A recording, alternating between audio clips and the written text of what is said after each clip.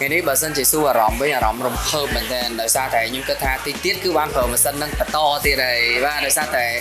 ដូចដឹងអញ្ចឹងមិញគឺជាការចុះហត្ថលេខាមួយដ៏ពិសេសដែលយើងនាំចូលជាមួយនឹងម៉ាស៊ីនទាំងពីរនេះហើយម៉ាស៊ីនទាំងពីរនេះគឺសិតតែម៉ាស៊ីនដែលវ័យប៉ិនខ្ញុំកំពុងតែត្រូវការបាទអញ្ចឹងរំភើបដោយសារតែយើងមានម៉ាស៊ីនថ្មីនៅក្នុង clinic របស់ Vera បន្តតែម្ដងពួកអីក៏បាត់ចេះ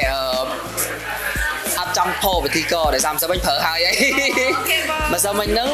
ដែលឡែកខ្ញុំមកថតដែរយើងមកថតដើម្បីឲ្យទស្សនិកជនគាត់ដឹងថាតើ Vera គាត់មានអីថ្មីយើងមានម៉ាស៊ីនអីគេខ្លះហើយជួយទៅដល់សម្រស់ឲ្យគេខ្លះអញ្ចឹងណាប៉ុន្តែម្សិលមិញជាលើកទី1ដែលខ្ញុំធ្វើហ្នឹងបើនិយាយពីចិត្តខ្ញុំហ្មងណាប្លែកមែនតើប្លែកបើសិនជាសួរថាប្លែក